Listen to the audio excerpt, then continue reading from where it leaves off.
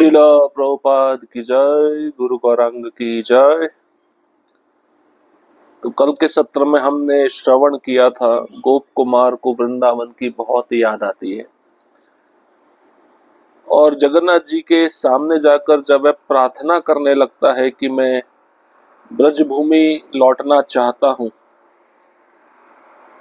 प्रार्थना करने से पहले जगन्नाथ जी का दर्शन करते ही जो गोप कुमार है उनका स्मृति, उनका संकल्प सब जगन्नाथ जी हरण कर लेते हैं, उनको भुला देते हैं कि तुम्हारा संकल्प क्या है। तो जो जगन्नाथ जी की मधुर छवि है उसी में गोप कुमार डूबा रहता है।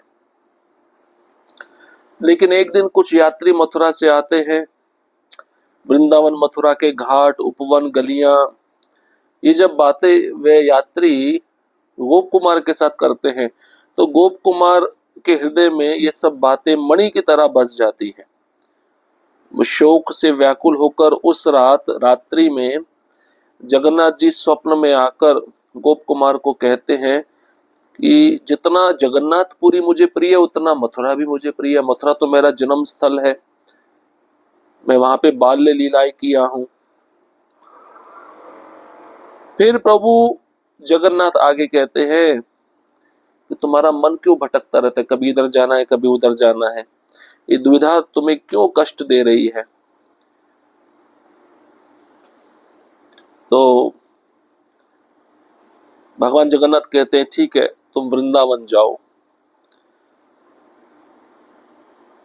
जब नेत्र खुलते हैं गोप कुमार के तो उनको लगता है क्या ये खाली स्वप्न था या केवल स्वप्न में कुछ शब्दों के कारण इस धाम को मैं छोड़ दूंगा। लेकिन जब भगवान की माला आती है, उस माला को आदेश पूर्वक वे अपने गले में बांध लेते हैं, तब मंदिर के चक्र का दंडवत प्रणाम करके, दर्शन करके, अपने नेत्र अश्रुपूरित करते हुए मथुरा के लिए प्रस्थान करते हैं। अब हम आगे बढ़ेंगे। ज्ञान, आध्यात्मिक ज्ञान का निरूपण। मथुरा नगर के श्रेष्ठ ब्राह्मण श्री गोप कुमार ने मधुर स्मित के साथ कथा का आरंभ किया। मैंने सर्वप्रथम पवित्र विश्राम तीर्थ में स्नान किया और वहां से श्री वृंदावन की ओर प्रस्थान किया।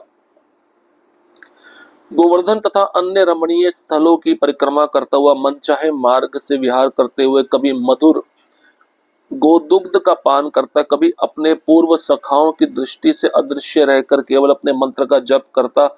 मैं अनेक दिन वहां आनंद पूर्वक व्यतीत करता रहा, परंतु मेरे हृदय में श्री जगन्नाथ जी के दर्शन की तीव्र आकुलता ऐसी प्रबल हो उठी कि मानो संपूर्ण वृंदावनस्थ दृश्य मेरे लिए केवल शुष्क मरुभूमि के समान हो गया।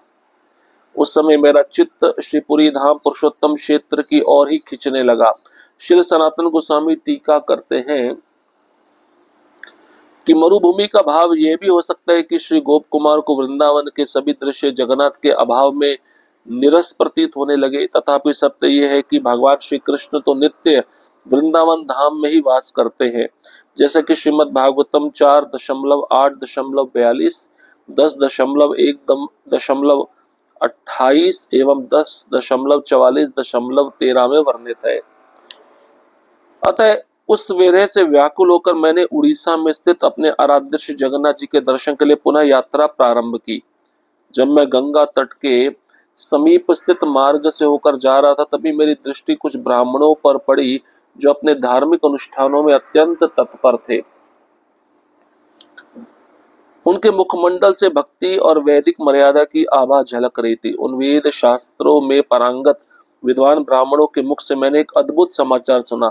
आकाश मंडल में एक विलक्षण लोक है जिसे स्वर्ग लोक कहते हैं, जहाँ स्वयं देवताओं का वास है। उस लोक की छटा अनुपम है। वहाँ आकाश में विचरते असंख्य विमानों का अद्भुत वैभव है। वहाँ भय, दुख, जरा, मरण, रोग या किसी भी प्रकार का क्लेश नहीं है। मानो केवल आनंद का अविनाशी साम्राज्य हो। उस परम हर्षमय लोक का अधिपति इंद्र है, जो समस्त ब्रह्मांड नायकों के स्वामी श्री वामन देव के ज्येष्ठ भ्राता है। वहां पहुंचना साधारण जीवों के लिए सहज नहीं। अनगिनत महापुण्य कर्मों के फलस्वरूप ही वह दुर्लभ पद प्राप्त होता है। ये दिव्य स्वर्ग विलास स्वर्ग से भी श्रेष्ठ है। वह विलास स्वर्ग जो भगवान विष्णु, भगवान शेष और अन्य दिव्य विग्रहों से सुशोभित है, ये भौम स्वर्ग से भी महान है। वह भौम स्वर्ग जो अपने द्वीपों, देशों और पावन तीर्थों में विविध उत्सवों के द्वारा अनेक रूपों में प्रकट हुए श्री कृष्ण के पूजन से आलोकित रहता है। श्री सनातन गोस्वामी स्पष्ट कहते हैं, भगवान विष्णु सुतल लोक के अधिदेवता है, भगवान शेष सप्तम पाताल लोक के अधिदेवता है। आदि शब्द में वे देवता भी सम्मिलित है जिनका वर्णन रामायण में है, जैसे भगवान कपिल जो अतल लोक के अधिदेवता है, और रुद्रगण जो वितल लोक के अधिदेवता है। द्वीप का तात्पर्य से जम्बू द्वीप, वर्ष का अर्थ है जैसे भारतवर्ष, और आदि शब्द से आशय अन्य पावन स्थलों से जैसे क्षीर सागर। प्लक्षद्वीप में अधिदेवता है भगवान सूर्य, इलावृत वर्ष में भगवान संकर्षण और भद्राश्व में भगवान हयग्रीव। इस प्रकार विविध स्थानों पर भगवान श्री कृष्ण के विविध स्वरूप विराजमान है, जैसा कि श्रीमद् भागवतम के पंचम स्कंद में वर्णित है। दिव्य स्वर्ग वास्तव में देवताओं का धाम है और अन्य स्वर्ग लोक जो इसके अधोलोकों में स्थित है उसकी तुलना में गौण ही है। अब यहाँ पे प्रसंग आता है, मथुरा नगर में जब पहुंचते हैं गोप कुमार, सबसे पहले विश्राम तीर्थ में स्नान करते हैं, वहां से वृंदावन की ओर प्रस्थान करते हैं, गोवर्धन अन्य रमणीय स्थलों की परिक्रमा करते हैं, कभी गाय के दुग्ध का पान करते हैं, कभी अपने पूर्व सखाओं की दृष्टि से अदृश्य रहकर मंत्र का जप करते हैं। अनेक दिनों तक वहां गोप कुमार आनंद पूर्वक रहते हैं, लेकिन गोप कुमार के हृदय में जगन्नाथ जी के दर्शन की लालसा, आकुलता प्रबल उठती है। उनको ऐसा लगता है संपूर्ण वृंदावनस्थ दृश्य मेरे केवल एक शुष्क मरुभूमि के समान हो गया, रेगिस्तान के समान हो गया। कौन सा स्थान? वृंदावन धाम। उस समय गोप कुमार का चित्त पुरुषोत्तम क्षेत्र जगन्नाथपुरी धाम की ओर खींचने लगा। अब देखिए, पहले जगन्नाथपुरी धाम में रहते तो वृंदावन की याद आती थी, वृंदावन धाम में रहते तो जगन्नाथपुरी धाम की याद आ रही है। तो सनातन गोस्वामी कहते हैं मरुभूमि का अर्थ ये है कि गोप कुमार को वृंदावन का सभी दृश्य जगन्नाथ जी के विरह में अच्छा नहीं लग रहा था। ये सत्य है कि भगवान श्री कृष्ण तो नित्य वृंदावन धाम में ही वास करते हैं। अब गोप कुमार जगन्नाथ जी के विरह से व्याकुल होकर उड़ीसा में स्थित अपने आराध्य जगन्नाथ जी के दर्शन के लिए पुनः यात्रा प्रारंभ कर देता है। मथुरा से फिर उड़ीसा जाना है। रास्ते में गंगा नदी का तट आता है और उसके पास में होकर जब गुजर रहे होते तो उनकी दृष्टि कुछ ब्राह्मणों पर पड़ती है जो धार्मिक अनुष्ठानों में लगे हुए थे, और उन ब्राह्मणों के मुखमंडल से भक्ति और वैदिक मर्यादा की आभा झलक रही थी। वेद शास्त्रों में वह ब्राह्मण पारंगत थे।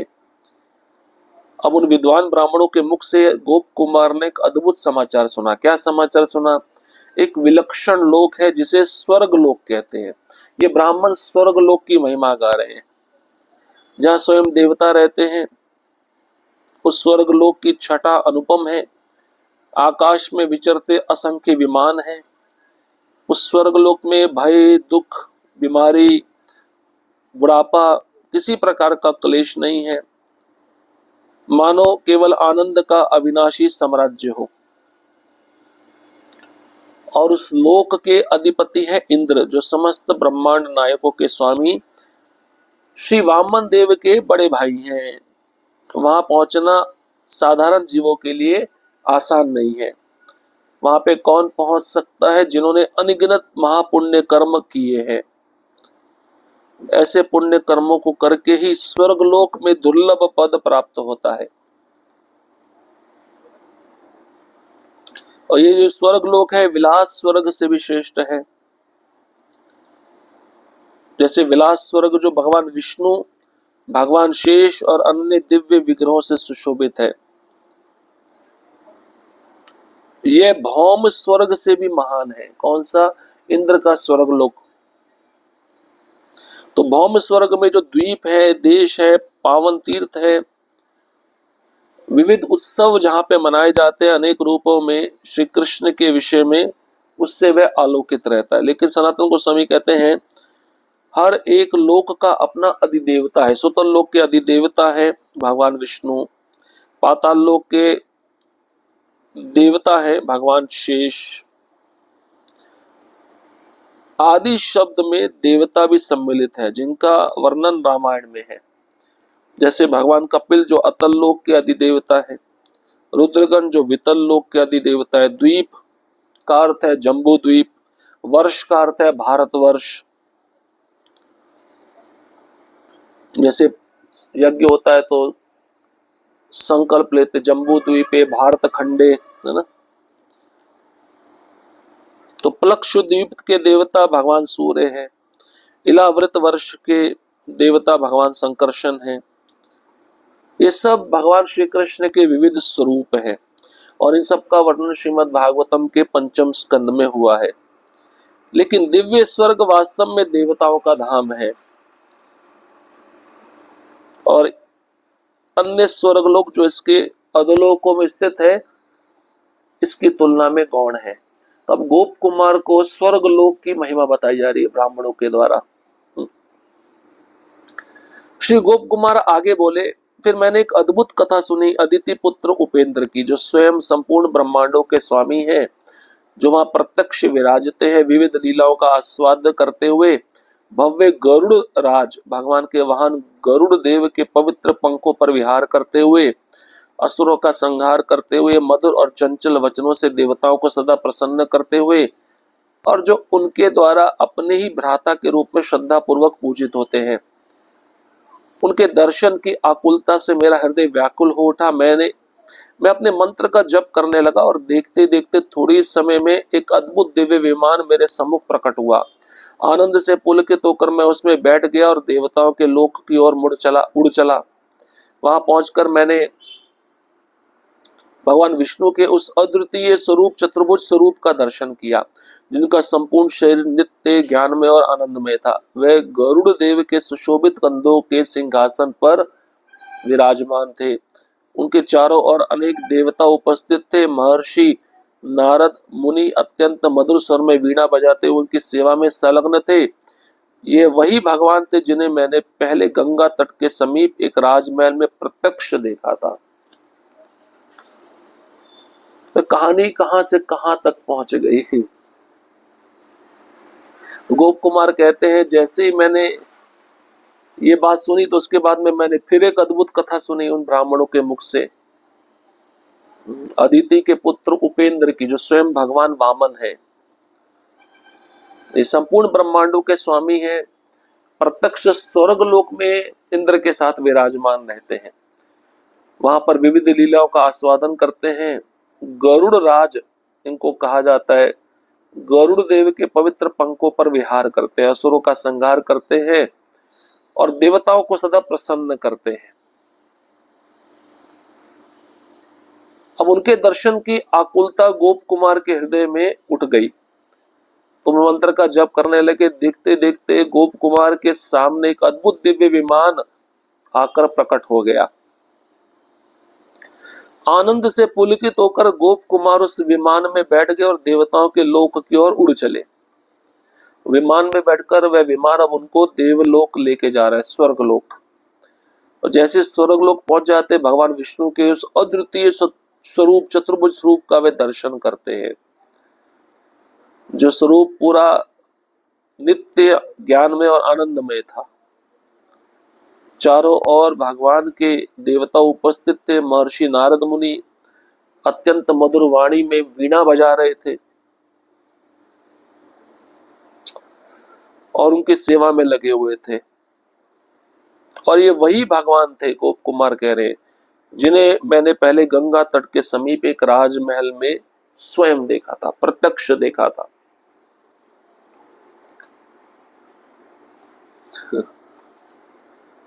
अद्भुत है ये कथा। अब वह प्रभु जिनकी प्राप्ति का मैं स्वप्न देखता आया था, वह रूप जिसे देखने की मेरी चिर आकांक्षा थी, आज साक्षात मेरे सम्मुख था। ये सोचकर कि अब जीवन का परम लक्ष्य पूर्ण हो गया, मैं दूर से ही बार बार दंडवत होकर भूमि पर गिरने लगा। तब वे प्रभु, जिनके वचनों में करुणा पिघल रही थी, मुझे पुकारते हुए बोले, अति उत्तम है हे गोप बालक कि तुम यहाँ आ पहुंचे हो। दंडवत होकर क्यों गिरते हो?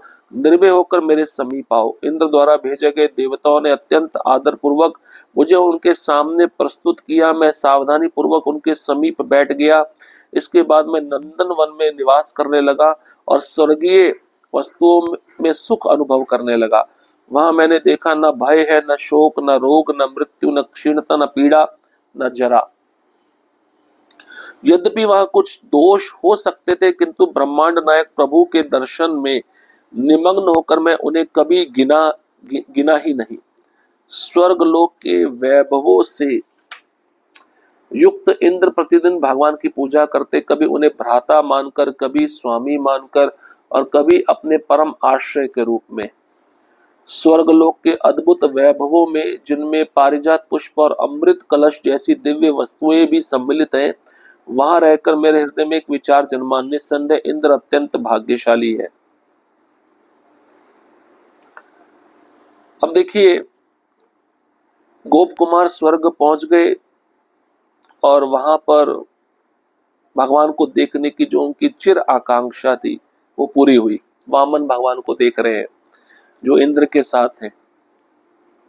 तो गोप कुमार ने सोचा अब जीवन का परम लक्ष्य पूर्ण हो गया। दूर से ही बार बार दंडवत कर रहे हैं, भूमि पर गिर रहे हैं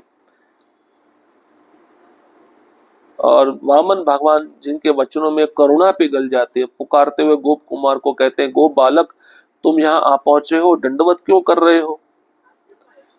बिना डर हो के मेरे पास आओ। इंद्र ने कुछ देवताओं को भेजा, अत्यंत आदर पूर्वक गोप कुमार को भगवान वामन देव के सामने लाए और मैं सावधानी पूर्वक उनके समीप जाकर बैठ गया। इसके बाद मैं नंदन वन में गया, जहां स्वर्गीय वस्तुओं में सुख का अनुभव मुझे हुआ। वहां मैंने देखा, नंदन वन में ना डर है, न शोक है, न रोग है, न क्षीणता, न पीड़ा है, न बुढ़ापा है। कुछ दोष हो सकते हैं, लेकिन ब्रह्मांड नायक प्रभु के दर्शन में निमग्न होकर मैंने उन दोषों को गिना नहीं। स्वर्गलोक के वैभवों से युक्त इंद्र रोज वामन भगवान की पूजा करते थे, कभी उन्हें भाई मानकर, कभी स्वामी मानकर, कभी अपने परम आश्रय के रूप में जानकर। और स्वर्गलोक में अद्भुत वैभव है, जिसमें पारिजात पुष्प, अमृत कलश जैसी दिव्य वस्तुएं हैं। वहां रहकर मेरे हृदय में एक विचार जन्मा, निस्संदेह इंद्र अत्यंत भाग्यशाली है। भगवान की सारी कृपा इंद्र को प्राप्त है। और क्या क्या विचार गोप कुमार के हृदय में आते हैं, उसको हम अगले सत्र में श्रवण करेंगे। हरे कृष्ण कृष्ण कृष्ण हरे हरे, हरे राम राम राम हरे हरे। श्रील प्रभुपाद की जय, गुरु गौरांग की जय।